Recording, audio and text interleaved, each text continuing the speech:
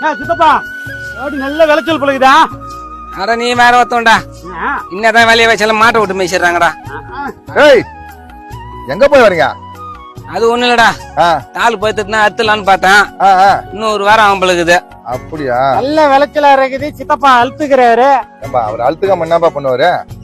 ஒரு பாட்டு ஒண்ணு இருக்குது, பூச்சி மருந்து முதல் பொடிட்டப்பா வரைக்கும் விக்கிறவன் விலை சொல்றான் கோயிந்தா, உலகத்துக்கு சோறு போடும் உழைக்க மக்கள் பொருளுக்கு வாங்குறவன் விலை சொல்றான் கோயிந்தான்ற மாதிரி ஒரு விவசாய பொருளுக்கு எப்ப விவசாயியே விலையை நிர்ணயம் பண்றாங்களோ அப்பதான் அந்த விவசாயம் சிறப்பா இருக்கும். அவங்களோட முகத்துல ஒரு நல்ல ஒரு மகிழ்ச்சி வரும். இன்னதான் நம்ம கஷ்டப்பட்டு காத்து மழையில விலைய வச்சு பொருள் எடுத்து போட்டோம்னா ஒரு குடோன்னு கிடையாது. அப்படியே எடுத்து போய் போட்டாலும் மழை பெஞ்சு முளைச்சு போகுது அங்க. அப்ப நம்ம விலையை வைக்கிறாங்க மழையை வைக்கிறாங்களா? அது ஏன்டா கேக்குற நீ வேற? டேய் நான் சொல்ல வேண்டிய விஷயம் மறந்துட்டேன். பொண்டாட்டி பொட்டுப்படி கடை வந்து அங்க பஸ் ஸ்டாண்ட்ல நின்றாங்க. என்னமான்னு கேட்டா நான் ஊருக்கு போய் ஒரு 5 நாள் ஆச்சு, இப்பதான் வந்துக்கிறேன். என் வீட்டுக்கார இட்டு போய் வர சொன்னாங்க. அது சீக்கிரம் போயிட்டு ஓடு. இவ்வளவு நல்லா தனியா படுத்துருக்கேன் நானு.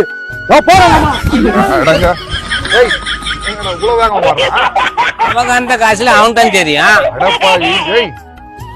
கை வலி எடுத்துக்கிறா. சரி வாடா நம்ம போலாம், வாடா வா வா.